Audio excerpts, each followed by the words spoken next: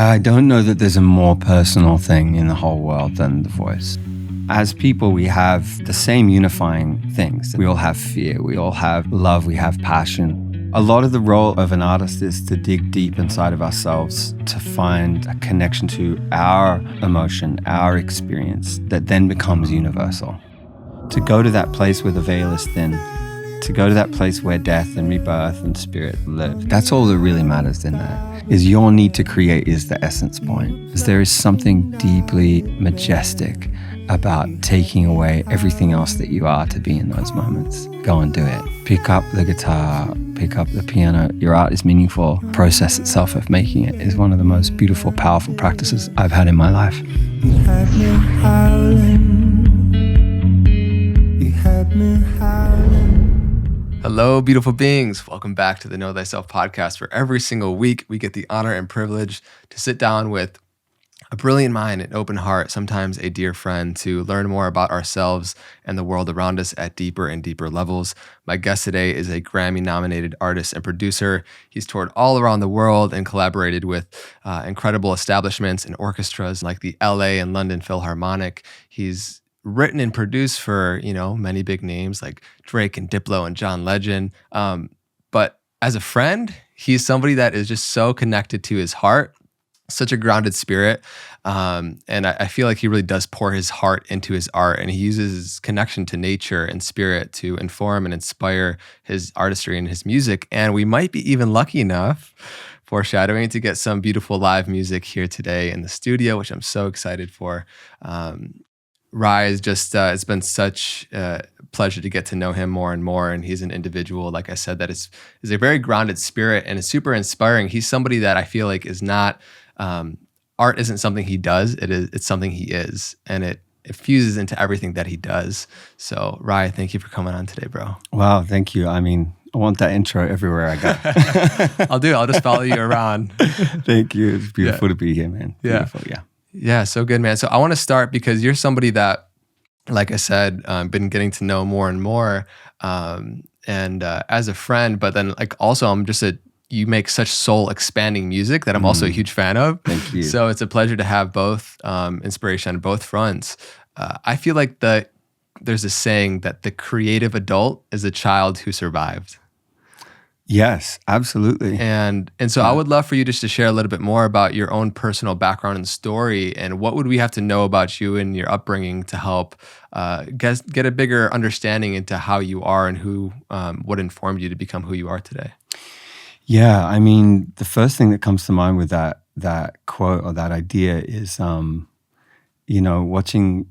up next to the ocean on this little island in Australia and having such a deep, reverent connection to the ocean. I was born on, a property that was essentially a permaculture farm. My dad was one of the guys that was early in the permaculture movement in Australia. My mum's a midwife, homeopath, naturopath, yoga teacher.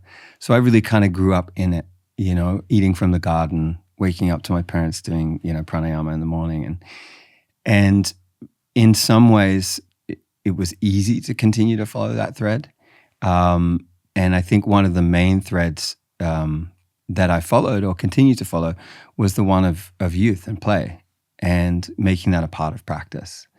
And this beautiful quote in a surf film I used to watch growing up, which was, there was these travels all over the world to find the Holy Grail or to find this eternal life, to find the cup of life, this idea, this identity of people searching for a way to belong forever. And a way to be young. And meanwhile, all they had to do the whole time was jump off the side of the boat to just play in the ocean. Every surfer, every person that's connected to the sea in that way knows youth and knows play and knows reverence with nature and knows kind of the belonging and the place within nature. So I think I grew up with that balance, nature as a friend and nature as a place to go revel in and to remind me of who I am as a part of nature, and also to be in play as we go along. Yeah, I've known you as somebody that really does use your connection to nature and the ocean and the waters to just find your own source of connectedness and well-being and vitality, but then also that goes hand in hand into your art. Yeah. And so how do you, because it's very obvious, you watch your music videos, you listen to your music, you see your imagery, and the visuals, it's all kind of connected with nature. Mm. And so how does your connection through nature really inspire you as an individual in your being, but then also through your music? Mm. I think one of the major things is like the spaciousness within nature and the non-linear time understanding, right? Like we're here in such a kind of short, brief connection in this physical experience. And nature has a much longer understanding of its role. And so growing up, there was always spaciousness. There was always this idea of like negative space. And I think for me, in my art and in my music, it's a lot about that. If I'm directing or editing video, it's like, how long can we keep this shot? How long can we keep breath here? Or in music, how much space? There's a quote that I use with some of my collaborators. It's like, now that we have it, can we reduce it to its maximum? So can we take away what doesn't need to be there for its essence to be even stronger, right? So, and nature does that in this beautiful way, with fire, with rebirth, it's just this constant kind of beautiful dance of chaos and perfect planning at the same time. And, for me, making art with an understanding of that, I think, is more inherent and intuitive. I'm not too cerebral in that process, but I find myself constantly wanting to strip things away, constantly wanting to find what makes it most powerful and most spacious. And I think that's a lot to do with not growing up around a lot of people and growing up, immersed in a connection with nature. Yeah, it's unfortunately most people aren't able to have that experience growing up. There's a lot of noise, there's a lot of opinions, conclusions, dogmas kind of put and shoved into youth. And it makes perfect sense that you allowed your creativity and your own connection to nature and that spaciousness to really blossom within you. And then you get to listen. There's less noise within you and around you. And so you can actually listen to that intuitive process or what the inner voice wants to guide you through in life and what direction to move in and explore. And so your artistry and the development over the past, many, many years, it's so hand in hand. And I see how directly correlated it is with your youth. How do you view your own artistry and what it means to be an artist? Oh, what a vast question. Yeah.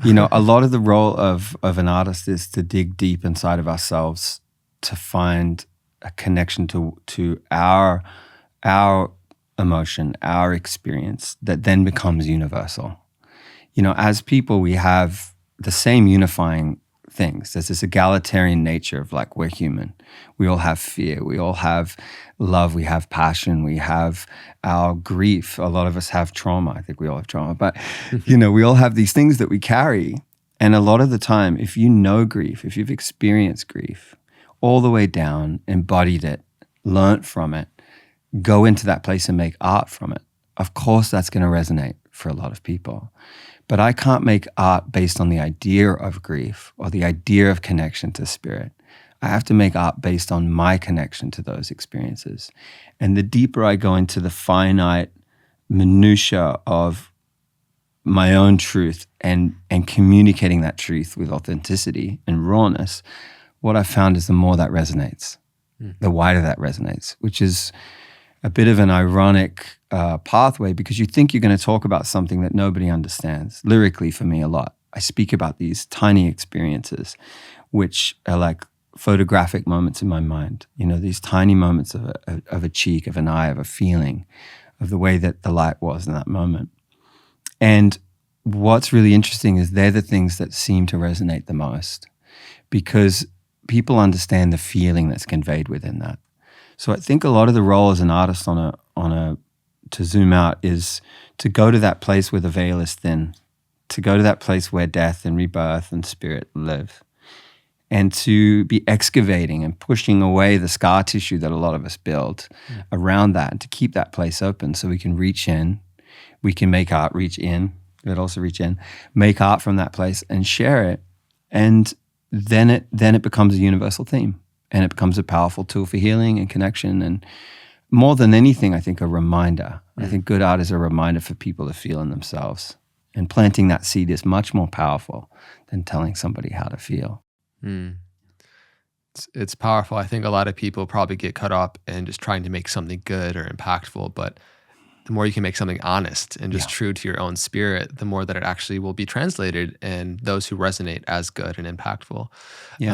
And so I'm curious for your like alchemization process of your own life experience through difficult relationships, through difficult, challenging experiences, but then also really beautiful, ecstatic ones. Mhm. How you use that to then alchemize it and transmute it into something that can be shared with the world in your Mm. art form, right? It could be various different things for other people, but for you, it tends to be music. Yeah, yeah. I mean, I think when you learn prowess as an artist, it transcends genre. You know, if I'm directing, if I'm producing, if I'm writing, you get behind something and you feel like you start to have an understanding. But music obviously is my first medium of expression outside of just being a human. And there's something really powerful about deciding to go deep, as we've talked about, deep into these understandings. But behind that, there has to be an element of also being good at what you do and being dedicated to that craft. And I think it was Yogananda or Satchidananda, beautiful quote, with complete discipline comes complete freedom. Mhm. And for me, that really landed in my 20s when I kind of left the music industry at one point and went into more spiritual study and yogic study. And I really learned. And in my mind, I almost changed the word discipline to devotion, because discipline has a lot of negative connotations. So if we reframe that, with complete devotion comes complete freedom. What that means is like waking up, for me, moving my body, being in nature, connecting to myself, and then diving into my art and diving into the practice and the devotion to the art. That means sitting through that itch to not be there. It means writing 12 verses instead of 3 for the song. It means referencing all of the books and the people that inspire you around you from the different lineages and reading their work and going deeper into a way that they understand so that you become a bit of a vessel for this. If you're waiting for some divination moment in your art, it will come, but very infrequently. And if you want to be an artist making work, I think even in the sense, prolific just means to create a lot. It doesn't mean it's all good. But to be prolific, you have to open that channel that we talked about, that creative channel, to that kind of other world, and leave it open. And then with the discipline and with the devotion and with the work, it can come through. And it doesn't mean it's all good. A big part of the process as an artist is to learn how to edit and refine your work. And sometimes that just means letting go of whole ideas and remembering that when your ego goes like, yeah, but that's really good. You're like, yeah, but it doesn't feel right. And for me, so much when I'm working, it's how does this feel rather than how does this sound? How does this feel rather than how does this look? And so within that, for me, I think there's a framework. Then I can use my kind of lineage of studying work and becoming a vessel for it and being the meeting place of these two things. And within that, you're then like the center point. There's this notion that I love that as far as the universe goes outside of us, it also goes inside of us, that whether it's a center point kind of. And I think in some ways, as an artist, you live as that center point between the emotional and the spiritual and how to communicate that to the world. But you have to have tools and you have to do it well. Yeah, I think we both have found our own individual tools in life that kind of allowed that vessel to open. But I think you're so right. Discipline does kind of have that negative connotation of using willpower and force to really make what you want happen. A lot of people think that freedom comes from just like being able to do whatever you want. And if you follow that path for not very long, you'll experience a lot of lethargy and build up in the system and not feel very free. Where you're speaking to devotion, finding those spiritual practices that you can stay committed to and devote yourself to something bigger than just your own compulsive pleasure seeking, then you can actually discover a different kind of freedom. It tastes like true liberated freedom and expression. And so I know that you've had spiritual practices, and yoga and meditation has been a big part of your life and practice. And that goes hand in hand to shaping you as a spirit and you as a being. And that, of course, infuses into your art. So before we can maybe get a little taste of your music, I would love for you to share a little bit more about your spiritual practices and how that's informed. Sure. Yeah.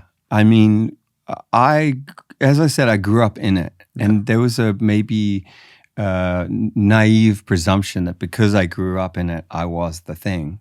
Because I grew up in permaculture and yoga, therefore I just knew those things.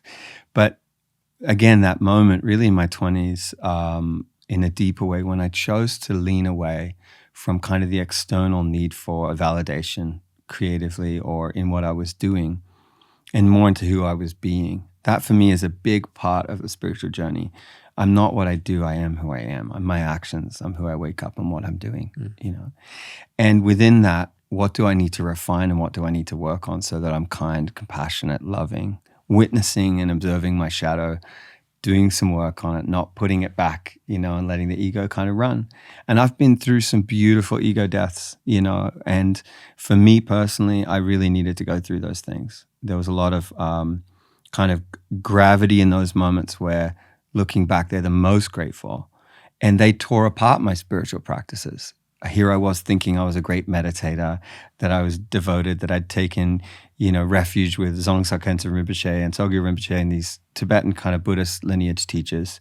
And I was studying Ashtanga and I was doing, you know, living in Bali and doing this whole work. And then I get completely destroyed, you know, a few years later. And it's like the constant reminder that there's a million pathways to get there. But on the way, are we being kind? On the way, is our heart open? On the way, are we being honest? That's a huge spiritual practice, just honesty. Just being really honest, knowing your own inner landscape and choosing to speak your landscape to other people so that those around you know who you are and how you're moving. Otherwise, again, I think what can happen is we get this duality between the idea of the spiritual self and who we are in our shadow and who we are. How can we combine that, turn it over? There's only shadow when it's in the dark. As soon as you turn your hand to it, it's in the light. So a lot of my spiritual practices now have come through the different modalities, obviously still yoga, connection to the ocean, connection to nature, breath, prana, moving your body and getting chi to flow out of your body, somatic release, the spiritual kind of lineage of the Mahamudra meditation that I studied for many years, and my commitment to specifically Tsogye Rinpoche or Dzongsa Khyentse Rinpoche. And a lot of that was based on the meditation of death and impermanence. And, you know, we sit in this room and we have this moment where we imagine each other dying. We imagine that could not be just in 40 years, but tomorrow. And then what do we want to be doing here today? And how do we want to speak here today? And how do I want to live and how do I want to act to the people that I love in my life? And what do I want to put in my art if that art is going to go out to millions of people? If at some point I'm not going to be here to receive the adulation, what do I really want to belong in that as I move through this life? So that's the cornerstone, I would say. But underneath and on top of that and around that is this very human experience that we have of fucking up and continually wanting to grow and develop and be more raw and be more authentic as I continue my practices and stay in devotion to those things too. Yeah. So beautiful, man. So well said. So articulate. Yeah. There's many doors that were just open that I'm excited to explore and dive into. But will you play a little something for us? I will. I mean, like, yes, absolutely. It's always vulnerable for me to play music because I enter that space. Yeah. And I would love to do that here a little bit for you. Yeah. Beautiful. We'll get all these little things. Yeah.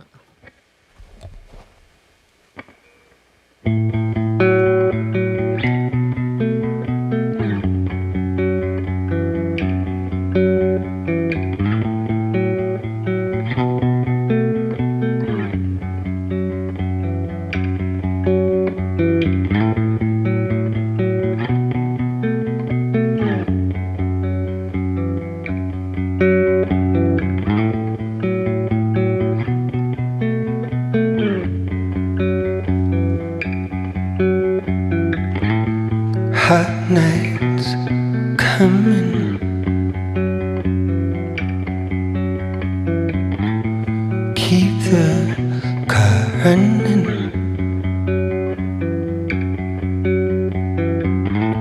On the fingers, swallow my pollen. Gold, I fell into your spell. On the right of God we fell. You were plush and I laid bare. You had me howling cold. I fell into your skin on the night you let me under your sin. You had me howling. You had me howling. Blush.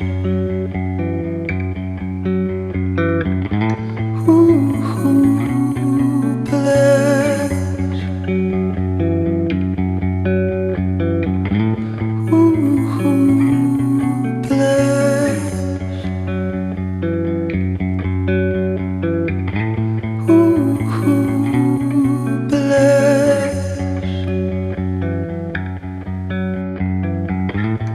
Golden siren,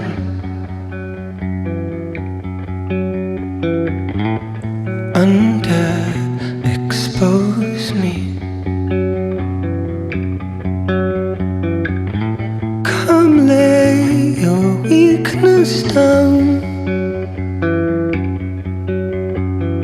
on the floor in the backseat. Gold, I fell into your spell. On the right of God we fell.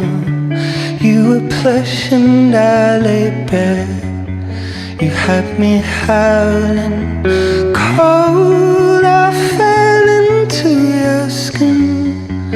On the night you let me under your sin. You had me howling. Had me howling.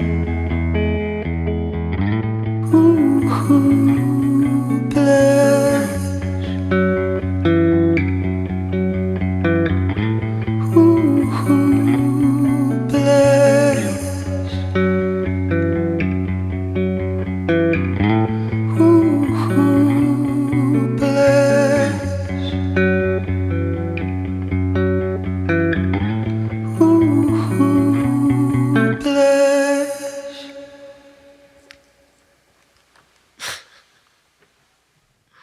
Man, so good, dude. I'm just the biggest fan. This is like the best job ever. I just get to sit down and have conversations with rad humans and get serenaded. We get to share that. Man, your art is just so beautiful. Like I'm just such a lover of it. I think it can really feel like, for me, it just gets me in a place of calmness, but like lifts the spirits.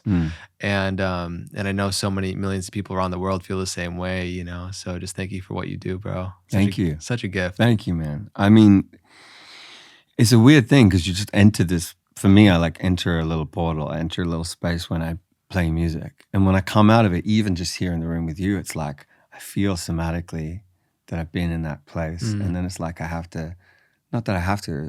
I just gently put myself back together. I put my clothing, my emotional clothing back on.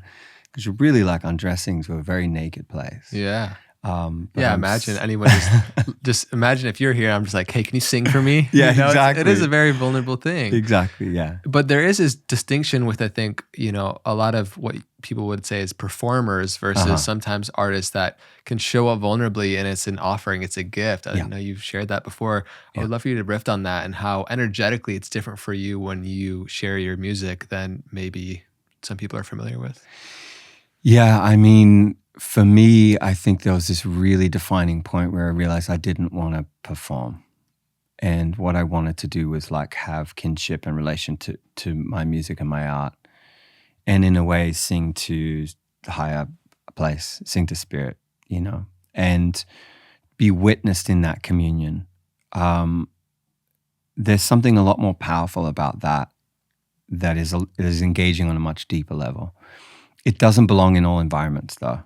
So you have to be very conscious and aware, you know, of where and how you share, because you are going into that undressing and that kind of communion, and people are witnessing that communion. So obviously at a huge music festival, which I play a lot of too, it can be challenging. It can be like, how do I go this deep into this connection of vulnerability and rawness while there's also all of this happening and all of this range? And I think the idea of mass appeal, at least in my world, has died. where for me it's about, if I'm going to connect deeply to some people through my art, that's what I want to do. And I want that to be meaningful to those people, to double down on that, rather than how do I make this song more appealing to a wide scope of people. And so within that fold, it's a very easy veil to see through. It's like, am I making this to appeal to a lot of people, or am I making this and singing this and communing here? And then are people going to witness me in that communion and have their own inspiration of like, that's all I want, at a show. All I really want is, and all that I've worked for, including the set and setting, the energy around it, working with the orchestras, bringing in these beautiful bands, lighting, projections, video art, is like, how can I create a space that is a catalyst for people here tonight, where I'm playing, but people are having their own individual experiences within the whole. And then when they leave, what are they taking from it? That's up to them. But the seed is planted. And, there have been some great teachers for me. I mean, watching like Qawwali music and Indian music, Ravi Shankar and like Hari Prasad Shirazi and, Nusrat Ali Khan, these people, like, when I witnessed them singing to God, sitting on a stage, not standing, putting their hands in the air, I was like, that's it. That's what I want. And I found obviously an amalgamation of coming from this lineage of like playing a more traditional Western instrument and singing. But in many ways, I see and feel my music as a very devotional practice. So beautiful. And I just love the way that you shared that, because it's funny. I was just having a conversation a couple of weeks ago with another friend who's, is a pop artist, and he's in this transition. There's this old version of him using his voice in a certain way, and his newfound self-discovery process, and realizing that he really enjoys and feels his spirit lifts when he sings devotional music. And it feels good to hear you say that you can actually bring the same energy, of course, that you would in typical devotional music or spiritual music into whatever your style is. So I'm curious, has there ever been points where the perception of how others will receive your music has changed your own creation process? You got to rule that out. Yeah. You got to just throw that out the window straight away. If you're thinking about other people when you're making your art, then it's not your art anymore. It's not from a pure, authentic place of your need to create. That's all that really matters in there, is your need to create is the essence point. And so stay in your creation, stay in what you want to be doing. Once you finish, once you come out of that, you can observe it maybe as a, as a person that's stepped back and looking at your own work, hopefully in a healthy vein without self-judgment. But the act of creation and going into the depth of that creation is really what matters. Being in the process of creation and sitting, as we mentioned earlier, just sitting there and letting that happen and creating the time and space, the discipline to just be there and make that work. And then you refine and you refine and you refine. If you're thinking constantly, how will this be received by other, then your message is already diluted and you're already taking in tens, hundreds, thousands, millions of people's opinions into your thought process. And there's nothing wrong with that, but what you're going to end up with is very different. So for me, it's like when I close the door to write, when I close the door, figuratively speaking, into that creative process, am I in tune enough? Have I taken care of myself enough? Or at times, am I living in the beautiful like swirl of chaos enough to touch this other place? Am I in darkness? Am I deep in my shadow? Okay, let's go. Let's write from that place. Doesn't always have to be from love and light. Actually, the best art isn't from that place. The best art carries the shadow with it at all times. And it honors the shadow, but the choice is to be over here. And I think that's something that I just try to implore and bring into my work, is to always carry this and always carry the depth of the sadness and the beauty and the melancholy of the human existence, while also honoring that in context of the much larger, this doesn't really mean anything, but let's honor it. Let's bring it in. Let's have a conversation with it. I think it's super important to make space for that part of ourselves that wants to be liked, that of course wants people to perceive us in a good light. But then as we were speaking to earlier and as you were sharing, it's more important for you to create something that is just honest for you and where you're truly at. And that will actually connect with people the most because it's real. So I would love for you to share a little bit more about some moments where, you have to let these parts of you die Mm. in order for more of who you truly are to come online, to truly be activated. Mhm. And so you spoke to briefly a couple of those moments where you got completely destroyed, by whatever was happening through your life. And those death moments when you're really in the shit, you're in the Yeah. shadow. Yeah. Of course, they can be incredible inspiration for what gets transmuted into art, and a lot of your music, I'm sure, has come from that place. It is important. I would just love for you to reflect on a few of those moments and how it's been transformational for you. Yeah, let's go deep. Let's go. I'm somebody that I'm strong. I have like a strength in me and a will and like a power that I carry in myself. We all do. I'm conscious of mine. I'm aware of mine. And these situations broke that in just the right way. Spirit had just the right dance for me, and spirit being me, in my calling to want to do that work and work through some of this. And I'm constantly there. It's just, there's less excavation because you've already done a bunch of it, but the refinement process is continual. I would say one of the most formative moments, for me was probably 5-6 years ago in the separation of family, this idea. Not a lot of people know that I'm a father because I haven't put that in a social spotlight, in a cultural spotlight, because I really wanted my son River to have his own life growing up, just being him, and what he saw around him was his world. And then he can engage with the outside world when he feels ready. But I'm deeply devoted in my fatherhood and my single fatherhood and my co-parenting.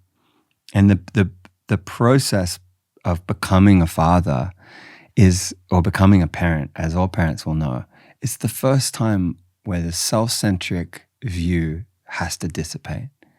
Because finally you're in true devotion and service to another being. And people that are in devotional work in their lives know this feeling too. The parenting one just, comes with a big push all at once. And to go through the narrative of becoming a father and a stepfather at the same time, River's older brother, Teave, who's my second boy. And to be deeply diving into that while I also had the birth of my art, and I was away and in devotion and service to the world in creation, I felt split. And ultimately, a relationship couldn't survive that duality within me. My shoulders weren't broad enough yet to hold it all, And that's been such the beautiful practice to learn. The things won't stop coming. It's just how strong, how able, how much can I hold with ease and grace? It's a beautiful word, grace.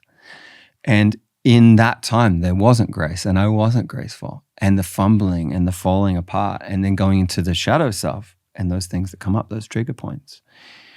Through all of that, though, underneath the letting go of this identity of the traditional nucleus family and letting go of the identity that to be an artist, you need to be in your pain and struggle. And to be a father, you need to let go of your art. Or to be a good artist, you need to run from responsibility. There's all these narratives. And for me, I just looked at it all and I was like, through this deep grief, through this deep pain moments, how do I find what is beautiful in my life and in this life as a human person, spiritual person, and double down on those things? How do I build pillars now of my existence where the temple of who I am can sit upon these pillars? And what are those pillars and how do I shape them and how do I show up for them every day? And that became the compass for me. And that became the compass that I still live by, that I'm still refining. But there's such clarity now in the pillars. And there's such beautiful co-parenting. And my devotion into fatherhood, my devotion into my art, my devotion into community, my devotion into spiritual practice would be 4 pillars that I could name. And with that compass, everything else can exist. Prior to that, I had no compass, which I think a lot of us still struggle with. So a lot of it is, how do you find what those pillars are in your life? And if you want to be a person touching art, touching the depths, touching where the human, emotional, spiritual world connects, your work's going to be a little more fiery, a little more watery, a little more to deal with in that space. So how can you get even stronger? How can your shoulders get even broader? How can your heart get even bigger? The limitation, the idea of the limitation of love is the biggest one, right? I'm fearful because there's not enough love, or I'm fearful because I need to be loved in this way. And there's something incredible that happened, especially in becoming a spiritual father to Teave, my older boy, and staying in his life post-separation, was learning how to become a father to all children, because I learned how to become a father to one that wasn't my blood, this concept. And then how to broaden that understanding with my son River and the love, and double down on that, and double down on the love from River back to Teave and back out to the world, and realize, wait, there's no limitation here in love. If I am opening my heart wider, there's just more love that comes out, and I'm being fed by the universe behind my back. People may not see it or feel it. Some people say, like, how do you have so much energy to do all this stuff and tour the world? And I'm just like, oh, this is like the lifeblood. This is what I live on. And when I come back, I pour into my fatherhood devotionally. And when I go, it's the hardest thing to leave them. But I know that also in being in service in what I do, I'm also teaching them to follow their hearts. I'm teaching them what it looks like to walk a path devoted to the self, to spirit, to your heart. And you wouldn't get there unless you had these deep moments of falling apart, because you can't recreate a structure if it's pieced together with glue and sticky tape. Sometimes you have to pull the whole thing apart and then find the way that it can fit solidly together. And for me, that's one of the most beautiful processes. And then you include that in your art, you include that in your conversations. Yeah. When all that's falling apart, it's a beautiful process, especially once you feel like you're on the other side of it. But I know in those moments when you feel like you're not going to make it out, you feel like you're in the pits of hell at your own experience, and it's really tough. Is there one moment or period of time, I suppose, that sticks out when, like, can you take us into that? Okay. Yeah, absolutely. The way that I would describe it, my mind works a lot in analogy, and I've worked hard over the years in this kind of poetic brain of mine at times to like be more logistical and be more clear in my communication. But I think in this case, there's a beautiful analogy that makes a lot of sense. And if we look at emotionality and grief as a body of water, which is often seen as in the likening and analogy space, for me, you're swimming on top of the surface and you're always afraid a little bit of what's underneath because you don't know what's there, but you kind of block it out. And then all of a sudden, when these things start happening, is you get pulled down, and you get pulled down where color starts to leave. The first thing that you do is you're panicking for your breath. In life, in this life, you're panicking for breath because you're afraid of letting go. And at some point, even though you're out of breath, you're still alive. You're still looking at the world, and you feel like you can't make it out of that space, but you're still functioning, and people are still doing things, and the grocery store is still open, and you're still driving your car. And then all of a sudden, the color from the world starts to dissipate, and the reds go first, the warmth goes first, and then eventually the blues start to go. You get down, and then light itself starts to disappear, and the water's getting cold. You're going all the way down, and at this point, you've kind of forgotten that you needed to breathe at some point. And this place in grief is like such a scary place because you don't know if there's a bottom, and you don't know if you're ever going to hit it. And I think what can happen in this space of grief is you get weirdly comfortable, not comfortable, but you weirdly accept that things may never change, and you just think you're going to fall forever. And eventually your feet hit this soggy bottom of the ocean, right? And there's no light, and you still haven't taken that breath, but you're still okay, you're still there, and it's cold. And then it's about making peace with that. And there's some part of you, if you're going to fight that, this is the place. This is as deep as it goes. I've been there. I've been on that edge point where you go, I don't know if I want to live this life anymore. I don't know if I want to be in this body anymore. My choice is to not be in this body or not be in this space, or to come to grips with maybe this is the reality now. And from that place, this is what's so beautiful. From that place where you come to peace with the mud around your feet and the cold and the lack of light, is one day the silt and everything just shifts a little bit. There's just a baby earthquake somewhere in your heart, somewhere in the world, and the ground loosens up and you just start floating up. And you're not desperate to swim to the surface because you know how far it is. And you don't know where you're going to stop, where the buoyancy will be. But you just start coming up. Suddenly the water gets a little warmer and there's suddenly some light coming back through again. And you're like, wow, light, this is so beautiful. Oh, this place is so beautiful, right? Oh, the warmth on my skin. And you come up and suddenly you see blue for the first time. You're like, oh, blue, wow, this is fucking amazing, right? And you come through the color range and suddenly you're coming up to the coral reef of your life and you're looking around. Meanwhile, you've learned to breathe underwater, but you're looking around and you're seeing turtles and coral and you're just like, what is this place? This life is such a beautiful gift. Holy shit. I didn't know that when I was on top of not the world, but on top of the surface of the water. And you come up eventually and your head comes up over the surface. And what was really interesting for me from this place is I didn't gasp for air. You just suck it in real slow and deep.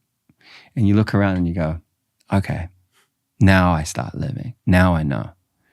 And that place, once you've been there and touched it, becomes a cornerstone of every breath that you take. Because you're not afraid of the depth of life and you're not afraid of the death of things anymore. You have an understanding of what it means to be in that place. At the same time, the revelry, the beauty, the gratitude that you have is a million X. And yet, when you meet somebody else in grief, you see them and you're like, I get it. And you don't even say, I get it. You just show up and your presence is like, yeah, I know this place. I'm safe for this person.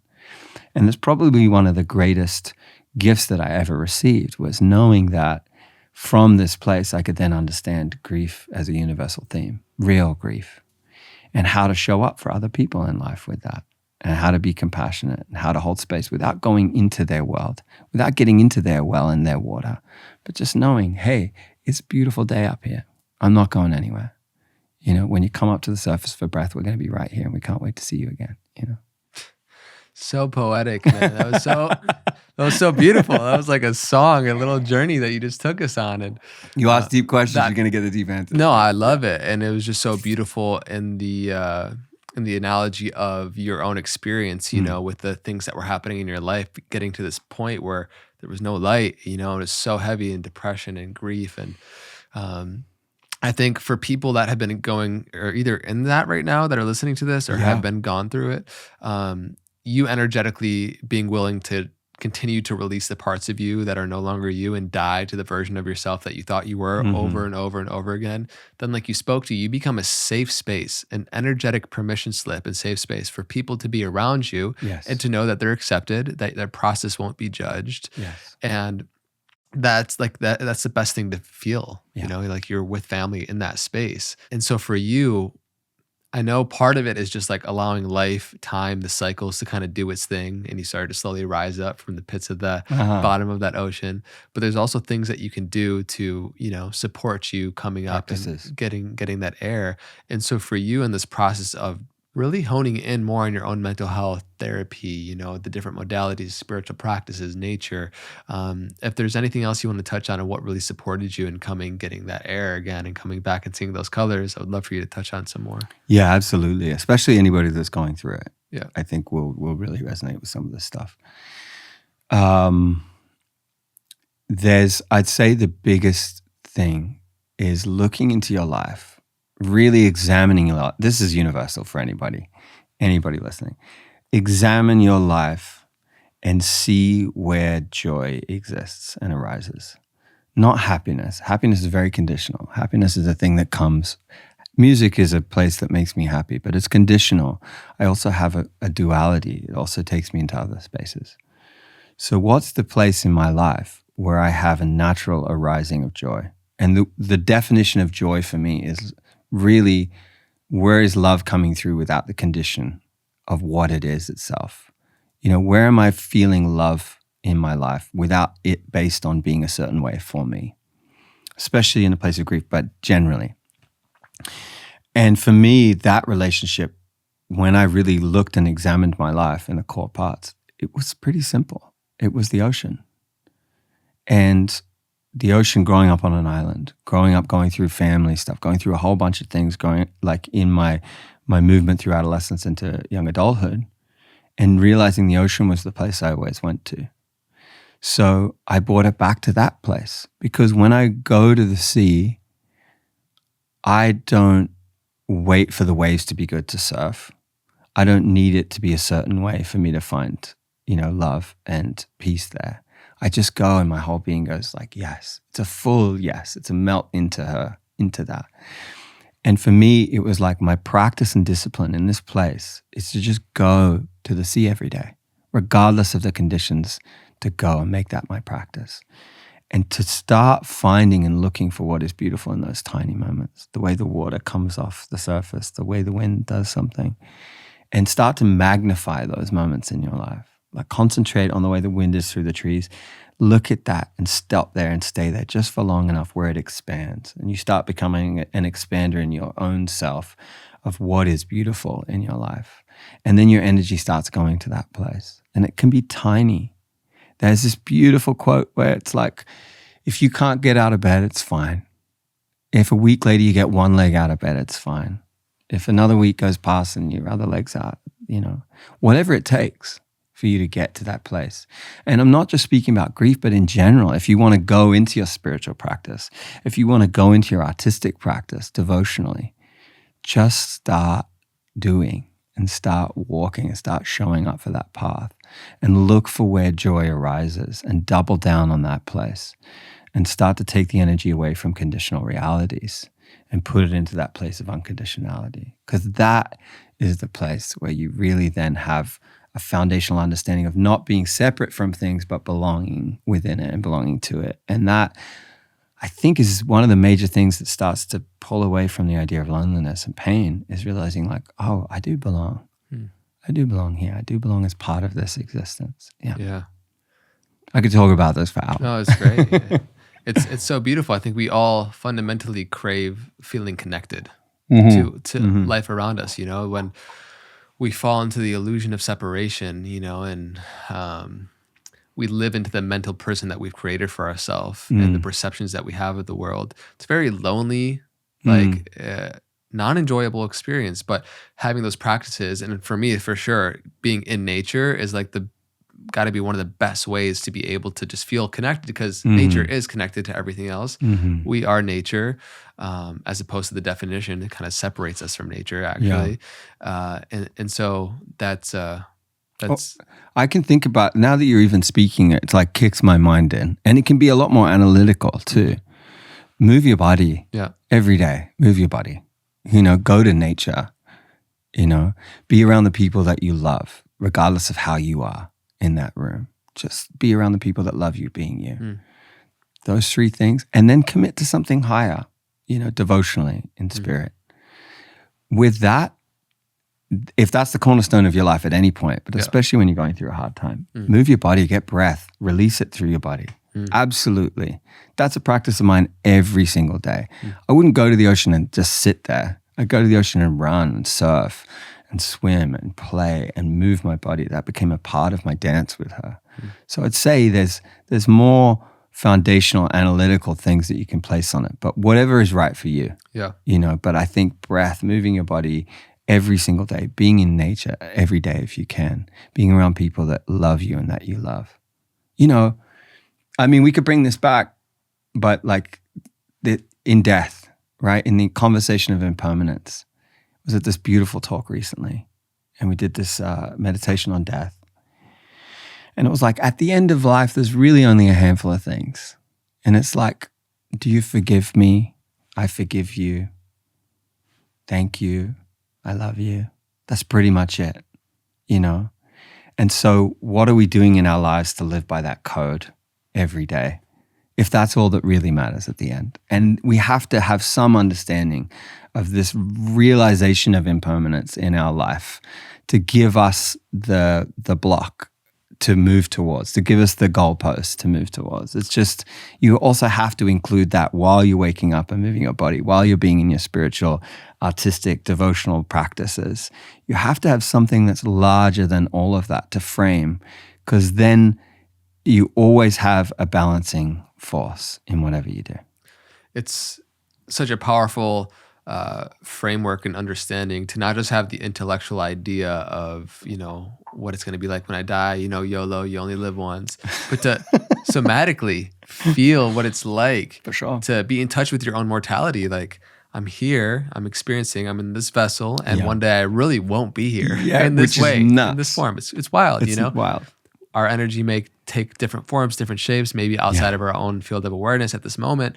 And to the degree that we're aware of our own mortality is to the degree we're going to actually have access to more life and that Yes. source of intelligence within us. Yes. And so I think that practice for you with Mahamudra and Yeah. reflecting on your own death, like that's got to just be so fundamental in your own prosperous, in your own growth. Yes. Before we continue, I do want to touch on one more thing with fatherhood, because I know Please. that by being a parent, by stepping into fatherhood, I'm just curious, what do you feel like genuinely within you has transformed the most in that process, from them coming, from River first, being born, and then becoming, stepdad also, and Yeah. that whole process. What has really transformed within you the most, and how that impacts how you show up in the world? I mean, if you were to meet me and you were to say, like, who are you? The first thing I would say is, like, I'm a father. And I'm a man of the ocean, of nature, of spirit, and I'm a friend, and I'm a member of my world and my community. I also play music, So for me, it's a cornerstone, fatherhood, and letting go of the narratives of success in certain ways and other framework to devote that time and energy into fatherhood was a very conscious decision. Fatherhood, like my whole life, my whole week, my whole existence is cornered around, not cornered, it's directed, it's compassed around that. And so when I'm doing anything, when I'm on tour and I'm in Europe and I know that I'm going home in a week, my orientation is already grounding, it's already shifting, it's already changing, so that when I show up, I'm not somewhere else energetically. I'm fully there and I'm fully present.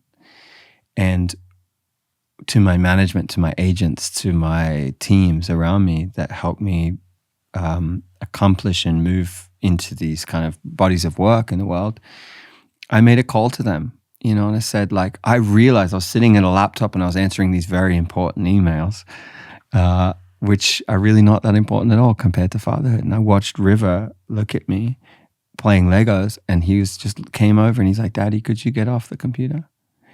And I was like, yeah, in a minute, classic daddy thing. And then I remembered this moment where my father, who I love, who I have a beautiful relationship with back in Australia, the way that he worked, the way that he poured into his work.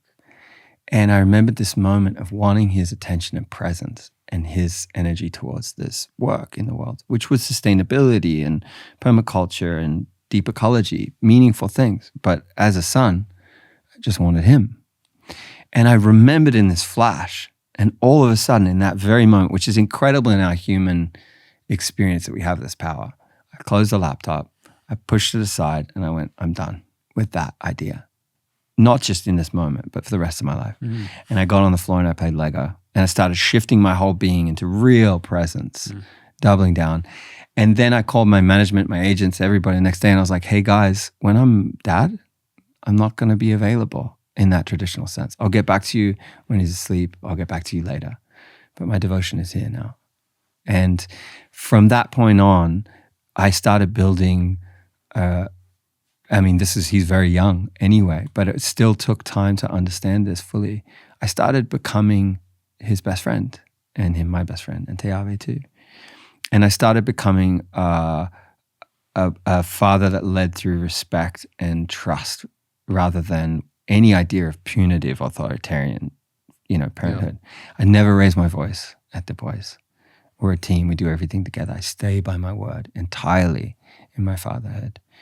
And anything that I'm doing is in relation to that. So, again, we could just do a whole podcast on parenting. Totally. But the idea that everything that we do in our lives is somehow self-centric, not in a negative way, but we pick a partner because we kind of like who they are and how they make us feel and how we respond. We pick our spiritual practices because we like how they fit in our world. We pick our workouts or our way of moving because it feels good, and our friends because it feels good. When you become a parent, and when you have that responsibility with a being, you're not in ownership of them. You're a guide, and you're there to move through the world with them and teach them and protect them and support them. And in that, you really are selfless for the very first time, at least in my experience. And that became, the chapter of the book pre-fatherhood was closed. And the next book was opened. And here I stand, and here I sit as a father that also plays music. Yeah. Yeah. So beautiful. Yeah. Love it, man. The process of your own individual artistry, I know parenting and fatherhood has been such a transformational time in your life and how you show up in the world. I'm curious how you view what success is or what that means to you, because a lot of times it's mostly kind of fetishized in the West, that it's like your numbers, like how much money is in your bank, the number of followers you have, the number of plays you have on Spotify is like, that's how well you're doing, in the world. What does success mean to you? What does it mean to feel successful for you? Yeah, those things feel good too. Let's honor aspects of those things, but also put that aside in this conversation in a way, because success, I had a beautiful conversation with a group of people that quite have a lot of gravity in the world recently. And there was a conversation about legacy. What are we leaving? What are we leaving behind when we go? And I was like, raised my hand. I was like, can we change the word to responsibility? Like, can we talk about what our responsibility is with gravity in the world? If we start to have a place of, people coin the word power, but just we have more gravity in the world. What do we want to do with it? And success to me really looks like, am I doing things with my gravity in the world that are meaningful? When I go out on tour, am I in service to the people in that room that night? Is there change and catalysm happening in these rooms? And if not, should I really be there? If I'm going to make music, the people that listen to that choose to listen to that, whether that be thousands or millions, is irrelevant. What matters to me in terms of success is how deeply that lands and impacts the people that do connect to that work. The accolades recently, there's been all these things that have happened in my life in the last year of, being on the cover of Rolling Stone and the Grammy win with Black Coffee, the nomination, just like the Drake record and all these different things where people suddenly started going like, whoa, you're blowing up. And I'm like, nothing has changed, for me. This is just the constant path. There's just more eyes on it. There's just more awareness on it. It's just the consequence of you staying devoted for a while. Yeah, and also growing, not just devotion to the singular thing, but the devotion to growth and the devotion to say, when Drake's team calls or when Rihanna's teams called me and these people and they're like, hey, could you do this for us? Me going, I love these people as artists. I love what they're doing. They're front runners. They're paving their path. They're not following people. They're creating. That's who I want to connect and work with. But also when I go in there, can I bring myself and can I bring who I am and add that to their story? Because if they've reached out, that's what they want anyway. So how can I go to that raw place and vulnerable place and bring some of that to this collaboration? And success is not working with these artists. Success is doing some dope shit with these artists and doing things that is meaningful, that is catalyzing growth artistically, that is catalyzing other people to like, oh, we want to go create. Oh, this is dope. We haven't thought about making music like this. Or bringing that super emotional, like deep, vulnerable self into hip hop or into, club music, like let's go. That for me is success. Absolutely. Staying true to yourself, not sacrificing your own internal truth, no matter what heights or people you connect with. Yeah, I remember we were just talking about pillars.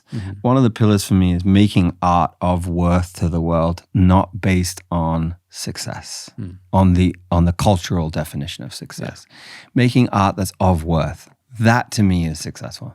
It's totally apparent for anybody that hasn't, listen to Rise music, but then also seeing the beautiful orchestras that have been put together through Philharmonic and the beautiful capturing is like so gorgeous. Where does your own personal commitment to excellence and high quality beauty, like where does that come from? Has it been cultivated? I know it's like you really take your artistry and how you show up in the world in that way with it's a very sturdy pillar, you know. Yeah, I think like most people would meet me, barefoot at my house, some surfboards strewn around an old truck, and be like, "Oh, this dude's gonna show up and just be so relaxed on set or whatever." And I show up and I'm like, "Let's make the most powerful piece of art we can today." And everyone's like, "Oh shit, this is a little different from what I thought. I thought we were gonna have a flowy day." And I'm like, "No, let's flow completely, but let's make sure that everything that we do is at the highest level." For me, if I'm going to show up in a practice, that's what I want to be doing. And art, I love all forms of art personally. Music, but film, photography, creative direction, concepts, ideas. So if I'm going to lean in, that's how I want to give myself and how I want things to be received. You talk about like medicine journeys or something, you talk about set and setting, you talk about these ideas where people are opened. If you're going to go on a meditation retreat, hopefully the conditions allow you to drop in deeper. It's the same with art. If the video becomes a piece of art in itself that allows the music to sink more deeply in, it's doing its job. If the music video is trying to capture something to get people to listen to the music because the music isn't strong enough, let it go. That's kind of how I operate. Add more beauty, add more gravity, add more weight to what you're doing through each step. And that's been weird for me because it's meant that I've had to learn how to be a lot of things. Editor, a producer, a creative director, and how to change those hats and say, I was on a conference call recently and about to do this beautiful project in the Sahara. And I said on the call, everyone's like, "Oh, we're so honored to have you, Ryan. And we love your music and everything." I said, "Guys, today I'm a creative director and I'm a director. I have to put the artistic cap of the singer aside so that we can just rap and relate to each other in that way.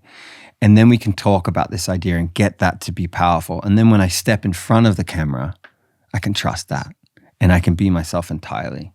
Then I don't have to play a character to try to get some energy into the camera. I know it's all there. I can trust it." So a lot of it is just trying to imprint myself as honestly and deeply as I can in everything I do. Wonderful. It's translated. It's very much so felt. This is a deep conversation, Andre. We're going deep. That's what we do here at Know Thyself. So we dive deep into the deep waters.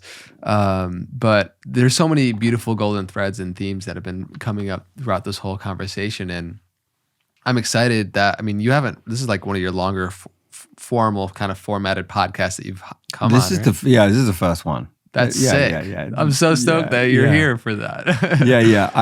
I guess I haven't felt called in some ways to be in this intimate of conversation, knowing you as a friend and knowing you as a person and your work and the choice to dive in with intent is a beautiful thing. So I'm here for it.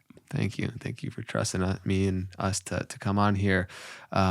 It's so rewarding for me to kind of dive deeper into the heart and energy of you as a person and show that side of things, because there's always going to be, it's going to be translated in your music and people can decode the lyrics of your songs and feel the essence of your work. But to actually hear the stories firsthand of what's really gotten you to this point, I think is really important. Was there anything I just wanted to bring up with the first song, Howling, that you played here? Was there any context you wanted to provide for that song, the period of your life? And then also potentially the next one that you'll do. Just like, give me some more. I think again, we spoke about like the writing lyrics from a deeply personal place. Yeah. My lyrics are tattooed on people's bodies around the world, or my songs are in people's weddings and when their children are getting birthed and these different things. What a deep honor. What an absolute honor. And sometimes there are songs that are played which are completely wrong contextually in terms of what the lyrics actually mean compared to the moment. But their beauty is the transmission of the energy in that space, right?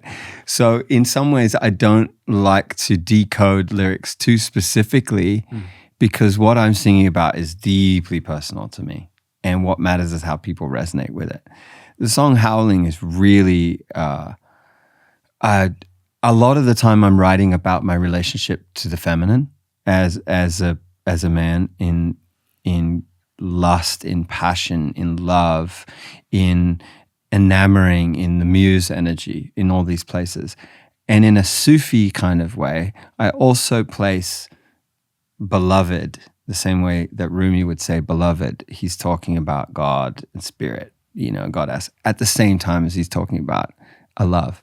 And so for me, I tend to do the same thing a lot. There's a metaphysical element to the way that I write, where I'm singing devotionally and I'm singing specifically about women that I've had deep, beautiful relationships with or connections with.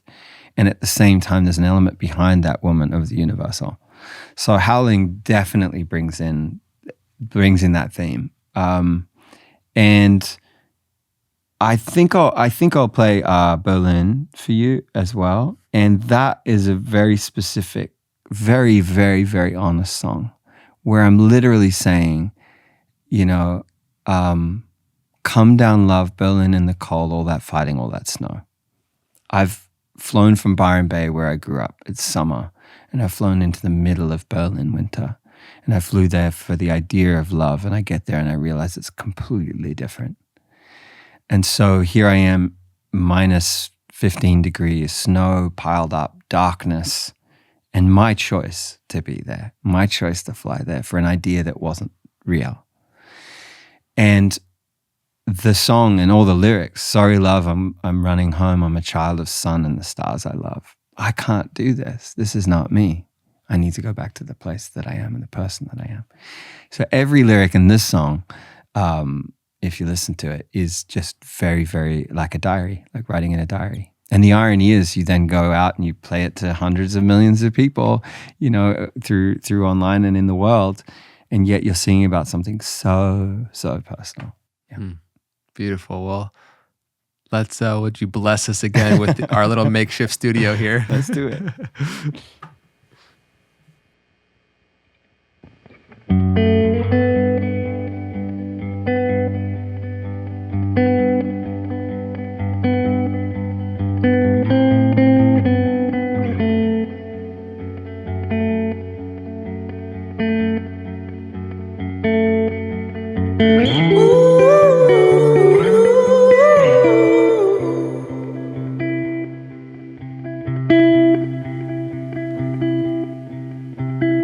Come down, love, Berlin in the cold.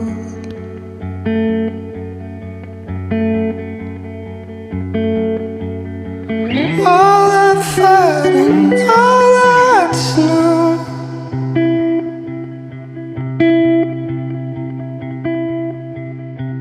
Sober night, barren on my mind.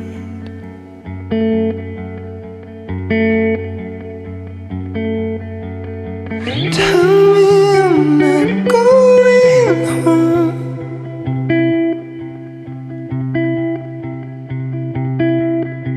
And I'll start waiting by the phone.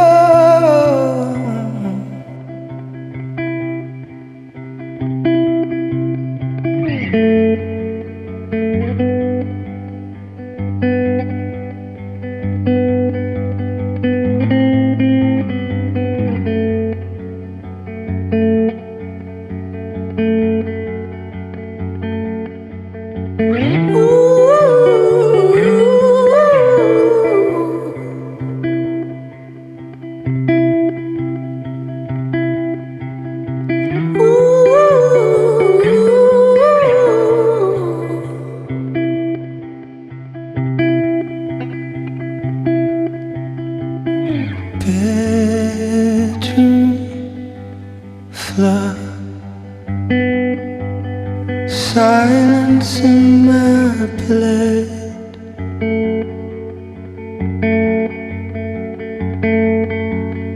Sorry love, I'm running home.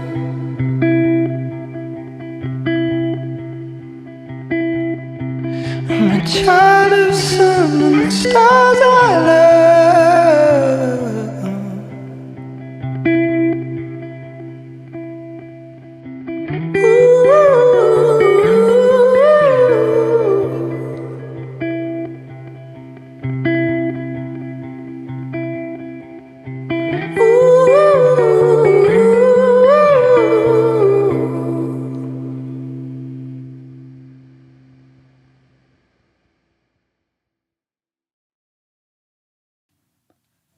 Yeah, bro.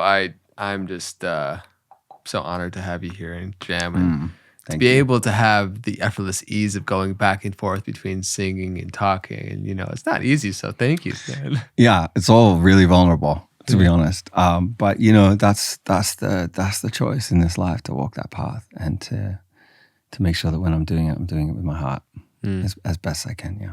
Do you see the voice as something that's just an extension of your soul? Like how it transmutes and how it shares with the world? How do you view your own tonality in the voice and the way you sing?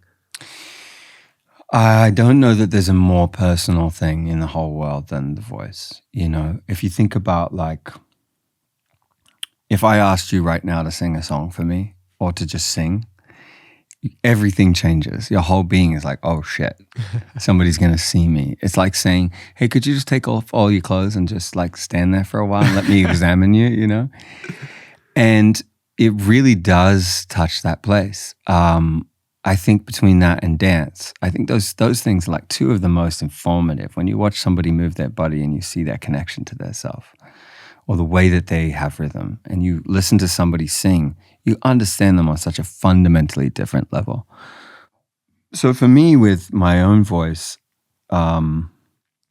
obviously for me, I just see it as it's a part of me and it's an extension. And also in some ways I see it as the undressing, like there I really am. In a way played out to the world from a very, very tender place. And I think one of the most interesting things is within that context, you have people that you've never met that feel deeply connected to you or deeply responsive to you. And you've played a role in their life because you've been a part of their world. And at the same time, behind that, you're a human being and you're a father and you're a man of the ocean. Those simple things. So my voice has become, I think, something meaningful to people. And for that, I'm really honored by that journey.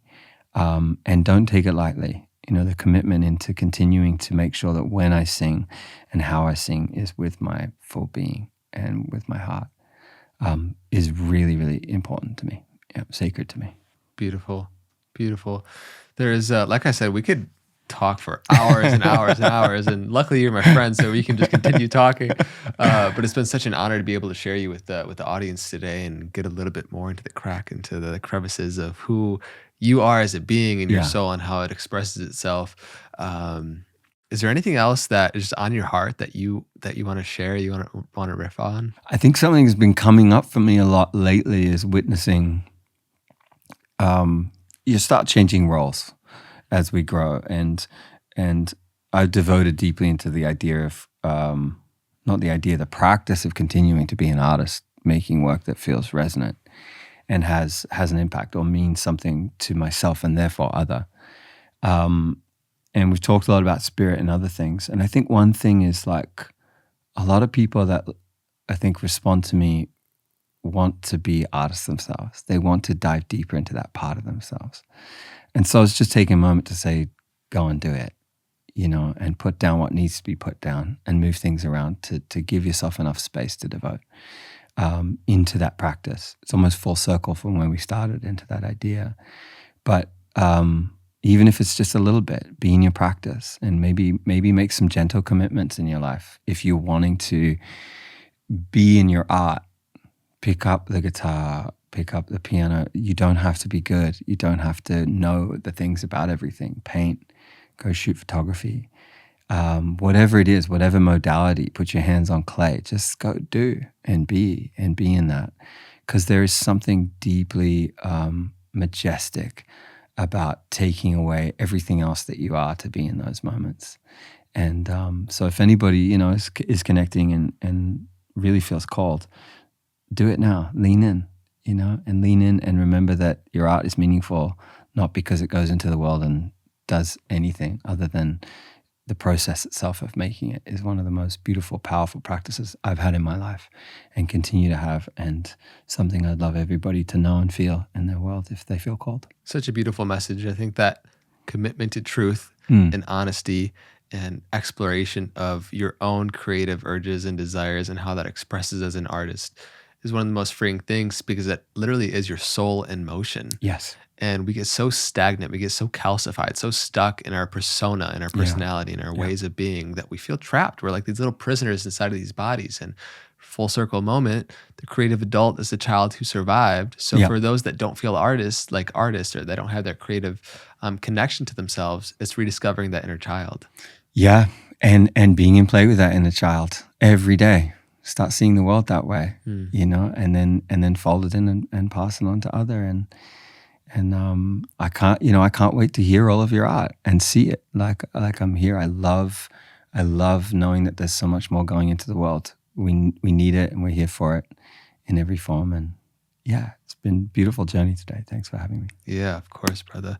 Anywhere else you want to point people towards? I know everything that we mentioned today with different videos, performances that you've done will be linked in the description, but where people can find you, just anywhere you want to point people towards.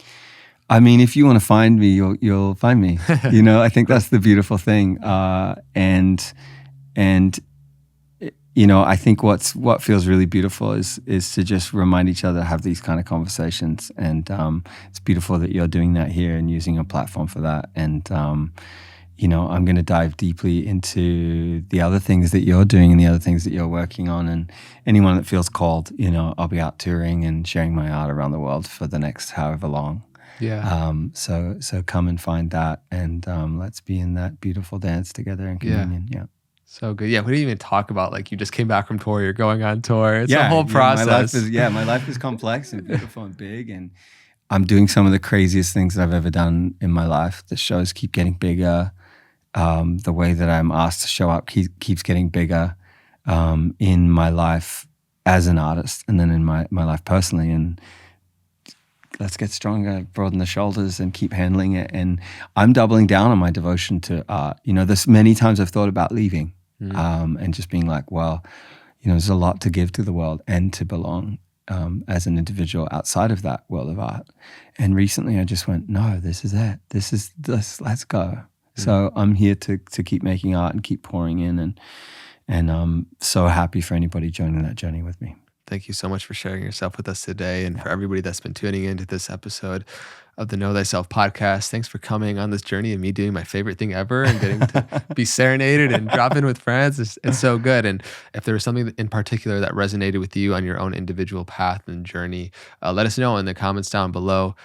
We share clips on social media, and, you know, everywhere you can find Rye will be linked in the description as well. Thanks for coming on this journey with us.